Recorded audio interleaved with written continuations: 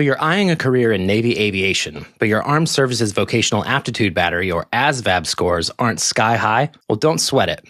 You don't need a perfect score to land an exciting, high-impact job in the skies or on the flight deck. Welcome to the U.S. Military Test Prep channel from Study.com.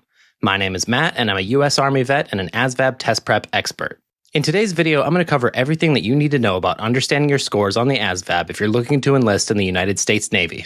We'll also dive deep into some of the top Navy aviation ratings, or jobs, you can qualify for with line scores under 200. These roles keep the Navy's aircraft flying, fueled, and ready for action. And you can start with a score that's totally within reach. Are you ready? Let's get into it. The ASVAB has 9 or 10 subtests depending on whether you're taking the paper or computerized version. These subtests check out your knowledge in different areas like general science, arithmetic reasoning, word knowledge, paragraph comprehension, and mathematics knowledge. The other areas are electronics information, auto and shop information, mechanical comprehension, and assembling objects. You'll get a standard score for each of the subtests. So, what's a standard score? It's basically how you stack up against other people your age, specifically 18 to 23-year-olds in the US. The average score is 50, and the scoring system is built around that. So 50 is your baseline, and a 10-point difference shows how far above or below average you are. So a 60, above average. A 40, below average. Pretty simple. Higher scores show off your strengths in certain areas, which can be a game changer for landing specific military jobs. You'll also get a percentile rank. This shows how your performance compares to others. For example, a percentile rank of 75 means that you scored better than 75% of standard test takers. Here's where it gets a bit more customized. Once you're eligible to enlist, the Navy will use your ASVAB scores to determine what kind of job you're best suited for within the service. These jobs are determined using composite scores, also called line scores. These are created by combining your standard scores from various subtests that are relevant to specific military jobs. Each job, or Navy rating, has a minimum composite score requirement in one or more areas. For example, a technical job would look at your math and science scores, while a mechanical role would care more about your understanding of mechanics and tools. Your composite scores really dictate what jobs you qualify for, so they're worth paying attention to. In the Navy, a common combo for aviation roles is VE plus AR plus MK plus AS. That's your verbal expression, arithmetic reasoning, math knowledge, and auto and shop information scores combined. Verbal expression is made by adding your word knowledge and paragraph comprehension scores together. If your total in that area is 184, you're in luck. That qualifies you for jobs like aviation boatswain's mate, whether you're handling equipment or fueling jets or managing aircraft on the deck. Specifically, that's ABE for equipment, ABF for fuels, and ABH for handling. These are high-energy roles that put you right in the middle of flight ops, launching and recovering aircraft on carriers. If you're more into weather and forecasting, you can look at becoming an Aviation Aerographer's Mate, or AG. This role only needs a score of 162 using VE plus MK plus GS, so that's verbal, math, and general science. You'll be tracking weather patterns, ocean conditions, and helping pilots plan missions safely. Then there's the Airman's Role, or AN. It's an entry-level aviation job that exposes you to different specialties so that you can figure out what you want to pursue long-term.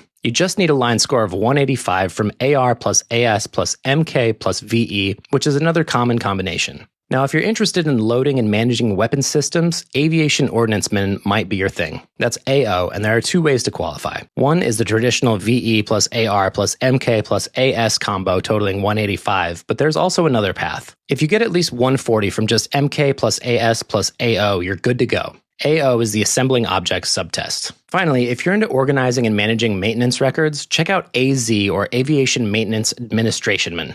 This role requires just 102 from VE plus AR, making it super accessible. You'll be working behind the scenes to make sure that all the moving parts of aircraft upkeep are documented, scheduled, and running like clockwork. Your Armed Forces Qualification Test, or AFQT score, might be the most important score. It decides whether you can even enlist at all. Each branch sets its own minimum score, so you have to clear that bar to move forward. The AFQT comes from a combination of your scores on 4 key subtests. These subtests include arithmetic reasoning, which has basic math and word problems, and mathematics knowledge, which include a variety of math concepts. The other 2 subtests are word knowledge, which tests vocabulary and word meanings, and paragraph comprehension, which measures how well you can understand written materials. Your AFQT score is a percentile ranking, meaning that if you score a 60, you did better than 60% of standard test takers. Each military branch has its own standards. Let's talk numbers and take a closer look at the minimum AFQT score you need to enlist in each branch of the military. You'll need a high school diploma or GED to qualify for any branch of the military. The required score varies, though, based on which one you have. If you've passed the GED exam, you'll need to aim for a score of at least 50. With a high school diploma, you'll need a minimum score of 31 for the Air Force, Army, Navy, and Marine Corps. The Coast Guard requires a 32. too. If your AFQT score is higher than the minimum, that's great. This opens up additional job options, potentially more career growth, and maybe even some bonuses. Whether you've already taken the ASVAB and your scores aren't where they need to be yet, or you're still prepping, I'm here to give you some steps that you can take to improve your scores and better position yourself for the military jobs that you want. First, pinpoint both your strengths and your weak areas. If you haven't already taken the ASVAB, taking a practice test can really help you zero in on what you know and what you don't. Look at which subtests brought down your scores and which ones you excelled in. While it's important to address weaker areas to meet minimum requirements, excelling in your strong areas can help offset a lower score in other sections. This balance can help you improve your overall test outcome, especially for composite scores or percentile rankings. Next, study smarter. Spend more time on the sections that you struggled with. Using good study resources can make a big difference. Study.com's ASVAB test prep resources can help with personalized plans and practice tests that can get you on track. In fact, 92% of users pass the ASVAB after prepping with Study.com. If you feel like you know a topic well, do practice problems and quiz yourself. If you notice that you're missing a lot, go back and review the lesson to really make sure that you know the material. A solid prep plan can really help you boost your score. You can also retake the ASVAB. You'll need to wait at least 30 days before your first 2 retakes.